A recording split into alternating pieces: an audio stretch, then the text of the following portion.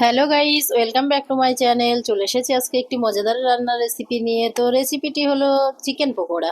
তো চলুন দেখে নেওয়া যাক কীভাবে চিকেন পকোড়া বানাবো।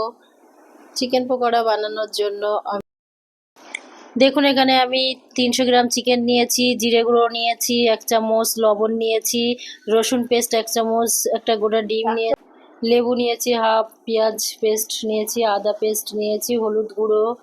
আর এখানে তো চিকেনটাকে আমি গামলায় ঢেলে নিয়েছি। তারপরে একটা গোটা পেঁয়াজের পেস্ট দিয়ে দিলাম, এবার একটু আদা পেস্ট দিয়ে দিলাম, তারপরে রসুন পেস্ট 1 চামচ মতো দিয়ে দিলাম, তারপরে জিরে গুঁড়ো দিয়ে দিলাম 1 চামচের মতো, হলুদ গুঁড়ো দিয়ে দিলাম হাফ চামচ, আর এখানে একটা গোটা ডিম দিয়েছি, আর এখানে আমি হাফ পাতিলেবুর রস দিয়েছি।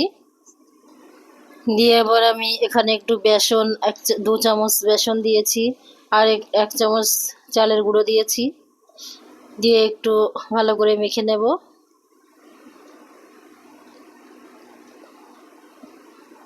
দিয়ে এখানে একটু লবণ পরিমাণ মতো দিয়ে দিলাম, তারপরে একটু ভালো করে মেখে নিয়ে আবার একটু এখানে আমি ধনে গুঁড়ো দিয়ে দিয়েছি 1 চামচের মতো, আর কাশ্মীরি লাল মরিচের গুঁড়ো 1 চামচ, আর একটু ফুড কালার সামান্য পরিমাণে দিয়েছি। দিয়ে এটাকে ভালো করে মেখে নিলাম। ফুড কালারটা আপনারা স্কিপও করতে পারেন, আমি এখানে অল্প একটু দিয়েছি। দিয়ে চিকেনটাকে ভালো করে ম্যারিনেট করে নেব। দেখুন চিকেনটা ম্যারিনেট করা হয়ে গেছে। এবার একটি কড়াই গরম করে আমি কড়াইতে তেল দিয়ে দিলাম, সাদা তেল কিছুটা, 1 কাপের মতো তেল দিয়েছি। দিয়ে তেলটা ভালো করে গরম হয়ে গেলে চিকেনটা আমি ছেড়ে দিচ্ছি। এখানে দেখুন একটা একটা করে চিকেনগুলোকে আমি ছেড়ে দেব।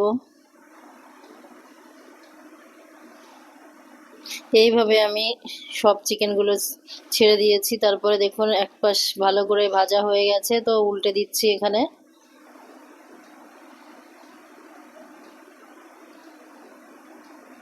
এইভাবে ভালো করে নাড়াচাড়া করে নিয়ে চিকেনগুলোকে ভালো করে ভেজে নিতে হবে। তো চিকেনগুলো অনেকটাই আমার এখানে ভাজা হয়ে গেছে।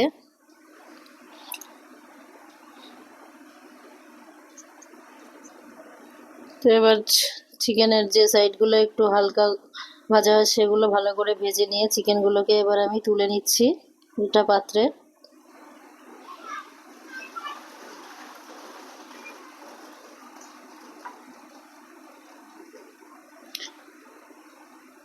তো আমার এই ভিডিওটি যদি আপনাদের ভালো লেগে থাকে তাহলে লাইক, কমেন্ট, শেয়ার করবেন। আর আমার নিউ কিচেন চ্যানেলে নতুন হয়ে থাকলে চ্যানেলটি সাবস্ক্রাইব করে পাশে থাকবেন।